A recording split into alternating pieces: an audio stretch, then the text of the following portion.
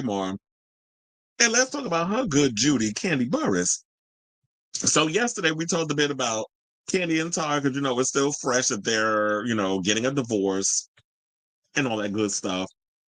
And I even said at one point because I totally forgot to bring this up, but Kandi, there was a thing that was footage from I don't know if it was reality, it was the Real Housewives, or it was the wedding special. I can't remember. Bravo be given so many different iterations of shows.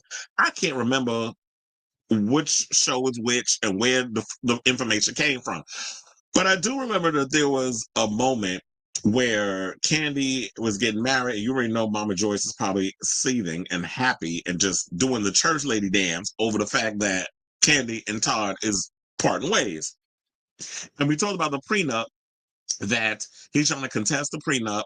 He wants to get primary custody of the children because Kandi clearly is the breadwinner. We already talked a bit about yesterday how men having problems switching that role because men were always the ones that would bring home the bacon. They were the providers. The woman would stay at home and all this other stuff.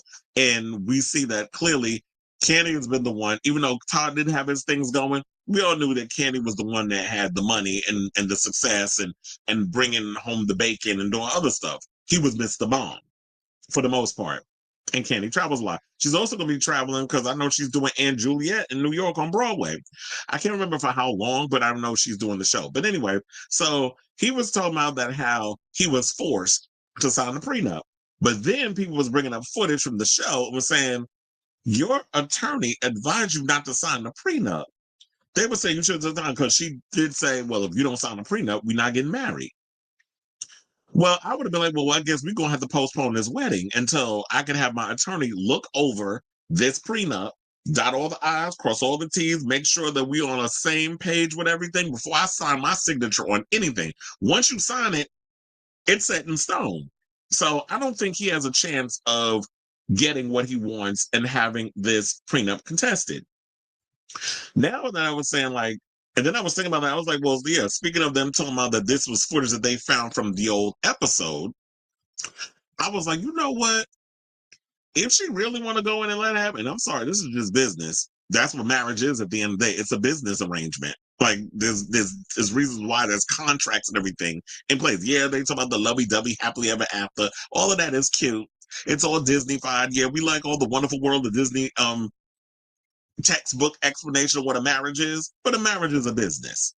Otherwise, we wouldn't need to have contracts in place. So she went, and now they're saying that she's going to be using a lot of the reality show stuff as collateral for the marriage in that situation in regards of the whole divorce, which I'm like, smart on her part. But we know the one thing about Kandi is she's about her business. So Burruss filed an amended divorce petition on Monday, December 1st, addressing Tucker's allegations. Todd Tucker, I don't know why they keep with this Tucker mess.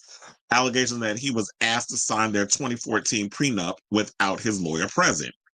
She said that he was represented by a high-powered attorney before the marriage and disputed his claim that the prenup was not enforceable due to the lack of legal representation.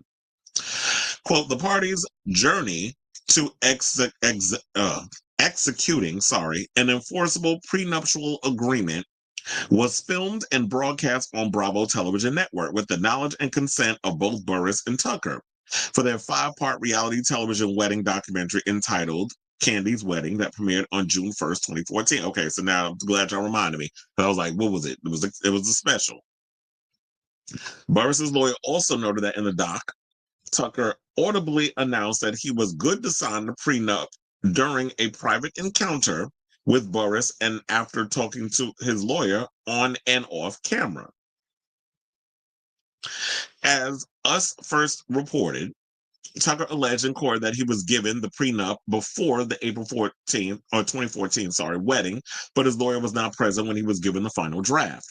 Quote, despite that knowledge, Burruss's counsel presented the final agreement to Tucker for signature immediately before the wedding ceremony without any notice to or consultation with Tucker's team, who had been significantly engaged in the negotiation process, Tucker's filing alleged. Tucker, who asked for sole primary custody, also asked for alimony if the court rules the prenup not enforceable. Oh, that after this is definitely going to be enforceable. When I said that yesterday, I truly believe that it's going to be it's not going to be enforced. Well, it's not enforceable. And it's like you're not going to be able to change what was written in the prenup. Um, He also claimed, because remember, to remind you, on November 26th, he filed documents claiming that Burruss's work will require her to be away from the kids for several months. He said he hoped to work out a custody deal with Burruss, but if not, he wanted the court to award him primary custody with Burruss having visitation. Well, yeah, there's that because it's like she's the breadwinner. He's going to be there more than her, and he feels like, oh, well, it'll be like a Kevin Federline, Britney Spears situation, where it's like, I'll be at home taking care of the kids, and you'll basically be paying me a stipend to take care of our two children. And that'll be good money coming in until both kids turn 18. So it'll be a while. But hopefully he'll, unlike Kevin Federline, he'll be smarter with how he works out the money situation. Now, in her filing, her lawyer noted that both Burruss and Tucker are public figures and self-employed entrepreneurs. She said she had paid for the children's nanny whenever they had to travel for work. Burruss said that she was not the only parent to have to travel. Her lawyer noted both Burruss and Tucker have held professional obligations that have required each party to travel away from the home for extended periods of time, independently and jointly, prior to and after the births of both of the minor children. The Real Housewives of Atlanta alum added that on top of the nanny, their children have a diverse and concentrated family support network, which includes maternal grandparents, aunts, uncles, and cousins within a 5 to 20-mile radius of the family residence.